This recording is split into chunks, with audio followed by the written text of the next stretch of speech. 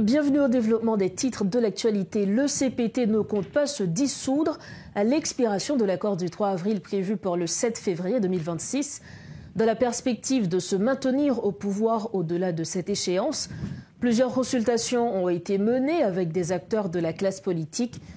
Une initiative rejetée par le parti Les Engagés pour le Développement, EDD, qui appelle au départ des 9 membres de cette structure, dont il avait pourtant été l'un des instigateurs. Le leader du parti EDD, Claude Joseph, qui a participé à une rencontre avec le CPT, rapporte que les conseillers présidents justifient leur position par la crainte de créer un vide institutionnel, une argumentation que M. Joseph rejette catégoriquement. Pour en parler, nous recevons sur le plateau de Métro News ce soir le leader du parti EDD, le docteur Claude Joseph. Monsieur Claude Joseph, bonsoir, bienvenue sur le plateau de Métro News. Un plaisir d'être avec vous cet après-midi. Alors, le chargé d'affaires américain, Henry Wooster, dans une déclaration ce week-end, presse le Conseil présidentiel de transition de présenter un plan concret, également un calendrier électoral.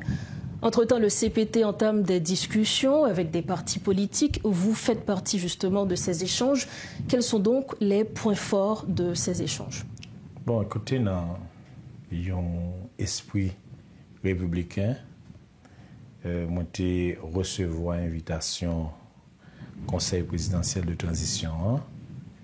Nous t'ai présenté pour nous attendre sur qui ça y a gain pour nous dire nous. Évidemment, nous fait déplacement dans aller et là nous arrivés nous rencontrer avec le président conseil présidentiel là accompagné de 3 conseillers présidents. Nous connaissons 3 conseillers. Et monsieur Leslie Voltaire, Fritz Jean et puis Gérard Gilles. Bon, écoutez, ça nous avons remarqué, c'est de conseillers, présidents très préoccupés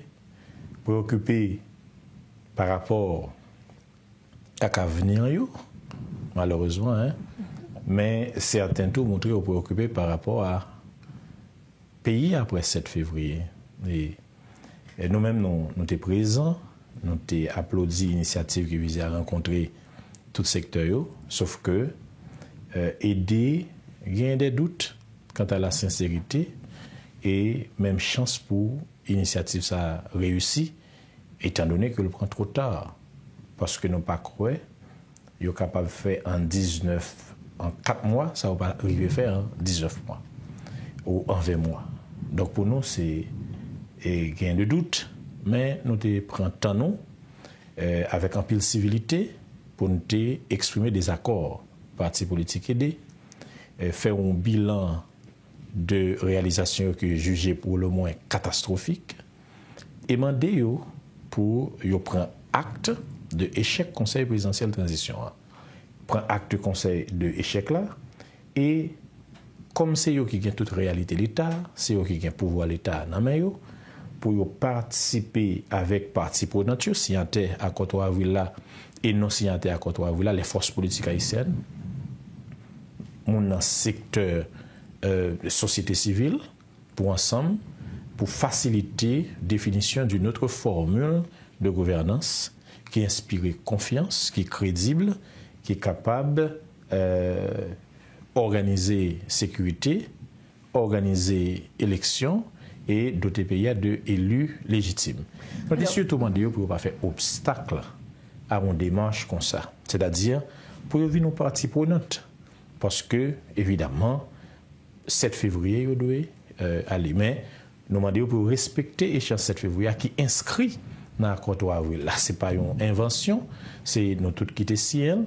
Donc, nous pensons que c'est un acte moral, il y a une responsabilité morale pour participer de façon ordonnée, bien sûr, comme homme d'État, et de façon ordonnée dans et on est capable de dire remplacement.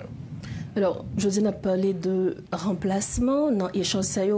Est-ce que pas de point qui est soulevé pour une certaine prolongation de mandat conseil présidentiel là, il y a de l'autre partie, l'autre structure qui proposait tout, on juge de la Cour de cassation pour mener en l'autre transition, qui côté justement idée située, et dans l'échange qui point qui puis paraît capable de passer. D'abord, il faut que il y ait un respect strict de l'accord 3 avril là, dans ce qui est en échéance 7 février 2026 là, et des quoi comme formule que nous utilisons, nous sommes capables de dire avec de très bonne volonté pour le réussir, les pervertis par des ambitions personnelles qui démesurées, et que ça allie le travestil en principe, eh bien, nous croyons fondamentalement que je dis au besoin un président, un monde qui inspire confiance, qui choisit par l'ensemble de la classe politique haïtienne et des acteurs de la société civile, et un premier ministre de consensus qui reflétait, on était capable de dire, composition mosaïque des forces politiques, et encore l'autre monde qui inspire confiance.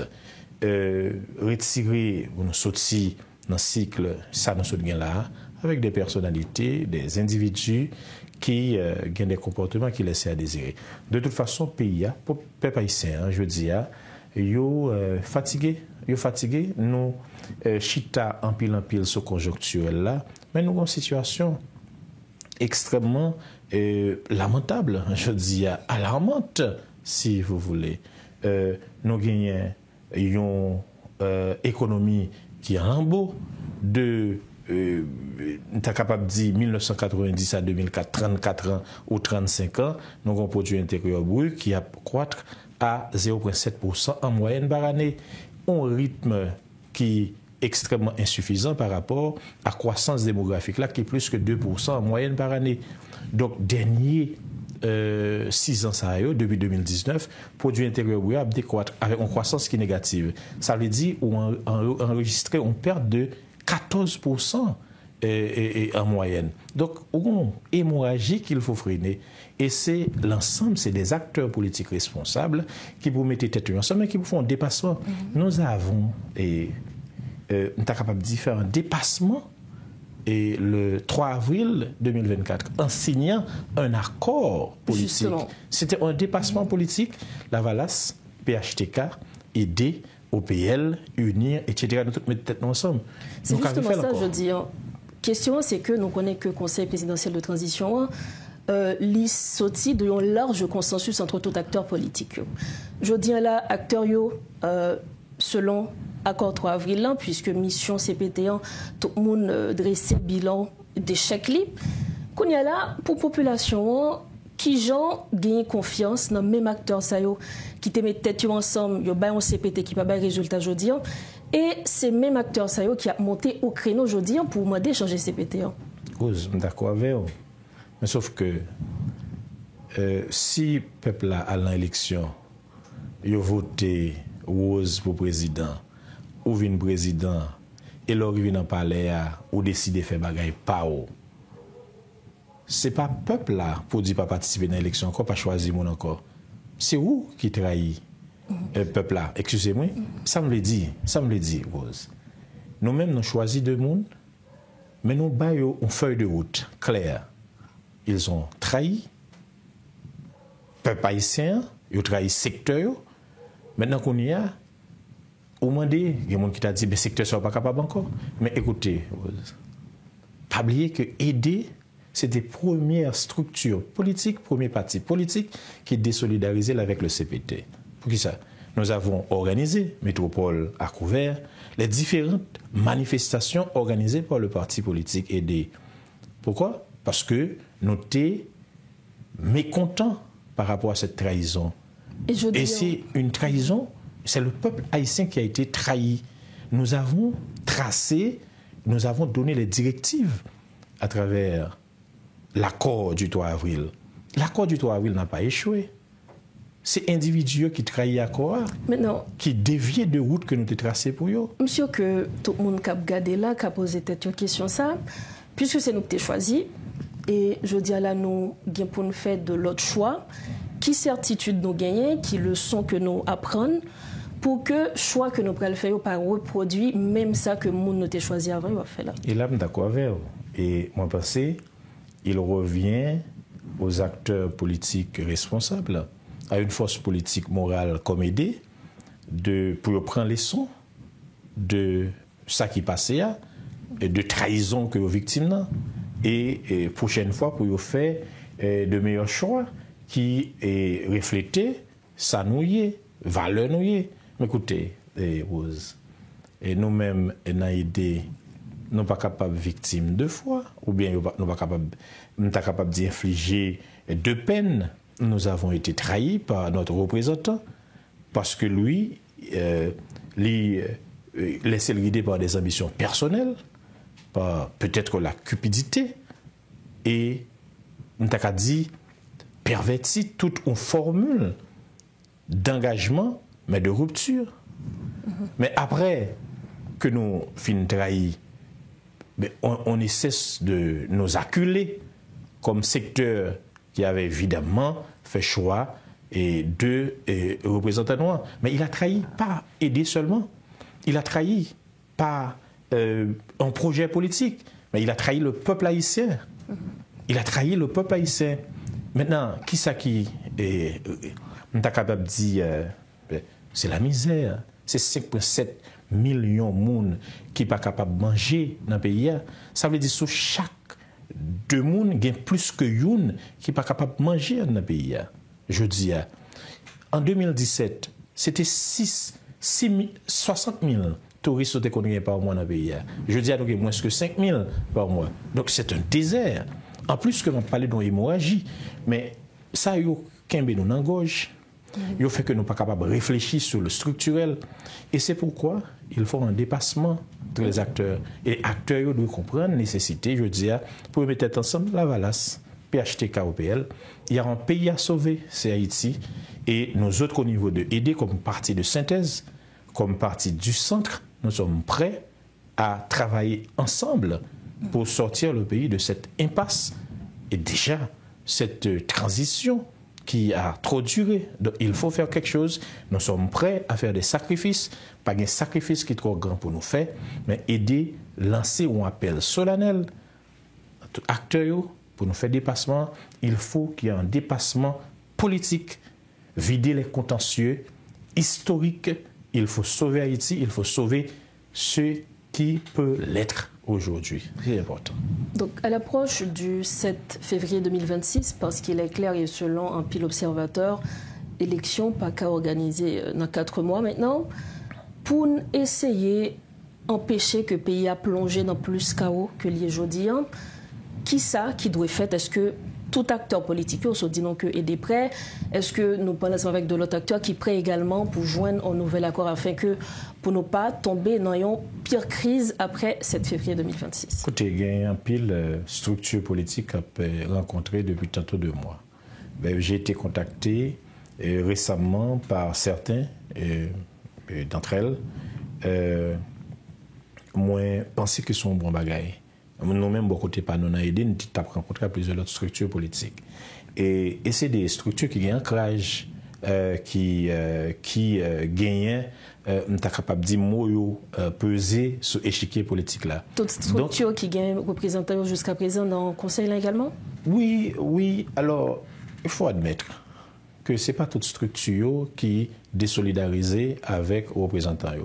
Il y a qui désolidarisé qui était en silence, il y a l'autre qui désolidarisé qui exprimait ça.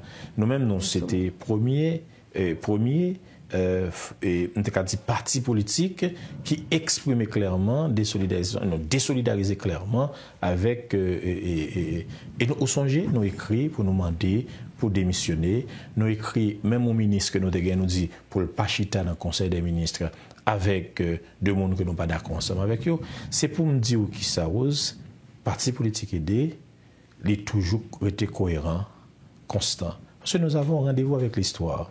Quand vous avez rendez-vous avec l'histoire, chaque seconde, chaque minute, chaque heure, chaque jour est important et chaque action doit mesurer. Donc voilà, pour nous, il est important pour nous comprendre dynamique politique, mais qui crée ce chaos social. Et peut-être permettez-moi de dire ça pour me finir, peut-être pour l'autre épisode ou l'autre chapitre. On ne peut pas remplacer en beau matin comme bon nous semble, ce que nous avons là. Nous ne pouvons pas remplacer le secteur privé comme bon nous semble. Nous ne pouvons pas remplacer la classe politique comme bon nous semble. Il y a des problèmes, il faut nous corriger ensemble. Mais donc, je dis à nous ne pouvons pas accepter une opération de déchoucage, une opération d'élimination des gens du secteur privé, de la classe politique, sous prétexte que, écoutez, Mounsayo a participé, ou de la société civile, Mounsayo a participé à créer CPTA. Nous avons participé, évidemment, en nous organisant, en signant l'accord du 3 avril, qui sont accords qui établissent rupture avec les formes de gouvernance passées. Mais nos représentants, qui ça vous fait? Très tôt, ils prennent distance avec nous. Le premier coup d'État qui était gagné, ils n'ont pas publié l'accord 3 avril là. Donc aujourd'hui, nous ne pouvons pas être victimes de foi.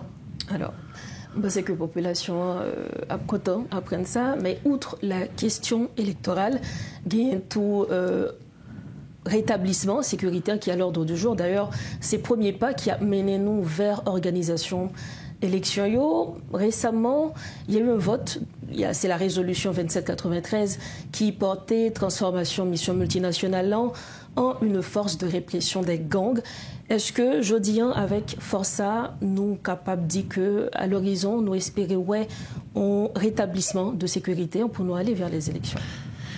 Et écoutez, moi-même, moi, j'ai un devoir, je suis capable de dire comme politique, pour optimiste quant à l'avenir. C'est-à-dire, pour moi-même, moi, penser, gagner une volonté pour accompagner nous, pour nous sortir dans cette nouvelle-là. Mais écoutez, l'histoire montre-nous gagner de lenteur bureaucratique internationale. Pays prend temps pour envoyer le monde, il prend temps pour contribuer, etc. Donc il revient aux Haïtiens, Haïtiennes pour mettre tête ensemble en attendant une force suppression gang pour nous mettre tête ensemble. Pour nous dire, écoutez, on fait dépassement. Ça me dit important. Il y a une nécessité d'un dépassement et c'est un dépassement politique. Et aujourd'hui, les acteurs sont prêts à faire ce déplacement, selon vous? En tout cas, l'idée est prête. Comme parti de synthèse, comme parti du centre, nous sommes prêts. Et beaucoup d'autres partis, et moi, je parle avec plusieurs autres, qui sont prêts pour faire des dépassements. Ça n'est pas facile pour nous décider un accord 3 avril. Là. Ou peut-être au parti, il y a des gens qui partent dans l'ambiance. Là, il n'est pas facile pour des gens du secteur privé, de la classe politique, de la société civile, mais de la classe politique avec beaucoup de contentieux entre nous pour nous arriver s'il y a un document pour nous faire un dépassement. Nous faisons déjà 3 avril. Et dernier 35 ans, c'est la première fois que nous avons un gros capable de dire chantier ça. Donc, son acquis, nous doit consolider et on doit le consolider et en signant et en nous, évidemment, mettez tête nous ensemble pour nous définir une formule de gouvernance crédible. Une formule de gouvernance qui joigne légitimité dans mettez tête nous ensemble comme acteurs qui ne sont pas obligés d'accord. Je suis un parti du centre, il y a des partis de gauche, des partis d'extrême gauche, des partis de droite, etc. Mais nous sommes prêts, quand il s'agit d'Haïti, nous sommes prêts à faire ce dépassement et nous allons le faire. Il va donc avoir un dépassement. Merci infiniment à vous, Monsieur Claude Joseph, d'avoir été avec nous. Merci, c'est moi pour remercier Métropole pour l'opportunité ça que les offrir partis politiques aidés en général et moi-même en particulier. Merci encore. Voilà donc les propos de l'ancien Premier ministre, également leader du parti aidé, Claude Joseph. Il était avec nous ce soir à Metro News pour commenter l'actualité.